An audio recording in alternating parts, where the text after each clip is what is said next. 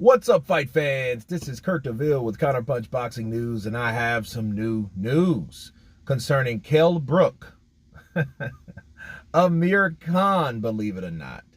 They are almost set to fight in February of 2022. Now, mind you that they haven't signed the dotted line for the pay-per-view event yet, but it looks like this is the closest of having this fight done.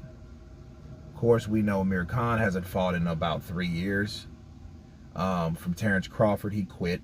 And of course, November of last year, Kell Brook was knocked out or stopped by the same guy, Terrence Crawford. So both of these guys are inactive. It's just Khan is definitely more inactive than Kell Brook. What's the significance of the fight? Me counterpunching these two guys, there isn't any. They've both lost time and time again. Kell Brook has been beaten by Gennady Golovkin, then Errol Spence, then Terrence Crawford, Amir Khan, Terrence Crawford, Canelo Alvarez. Who else did he get beat by? I mean, he had a couple for good fights and, you know, showcase fights, Philo Greco and those kind of guys, and, you know, but then I think Samuel Vargas, I think he beat Samuel Vargas. But that build up between those two guys, they're no longer elite guys. So if they're no longer elite guys, that's only like a local fight. And I don't even think it should be on pay-per-view. They're just milking it at that point. I think at the end of the day, they should do it for the fans that really give a shit or still give a shit about having that fight. Okay, because this is not a premier fight. I damn near didn't do this video. You know what I mean? I read art articles and I look at stuff and I'm like, is that even worth talking about? You know what I mean? Because it's not one of those fights that you're like, dude, that's a fight that didn't happen then, and who the hell really wants it to happen now? So I don't really think, and then we still might not get the fight.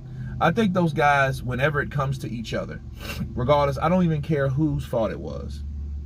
I don't care. But I think if it doesn't happen this time, please retire, go home and support other fighters that are fighting now.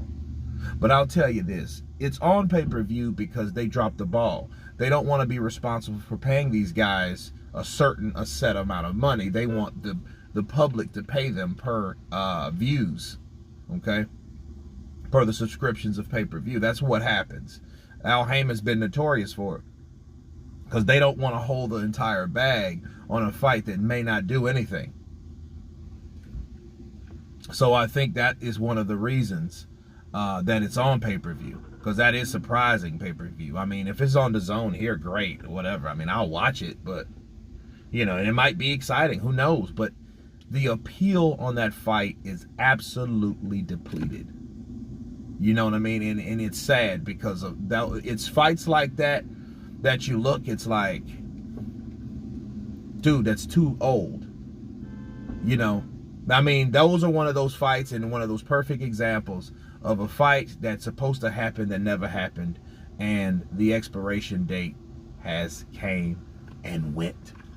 But anyway, you guys tell me what you think of Amir Khan versus Kell Brook, almost signed, sealed, delivered in February. Of course, please subscribe, and you guys been Counterpunch. Peace.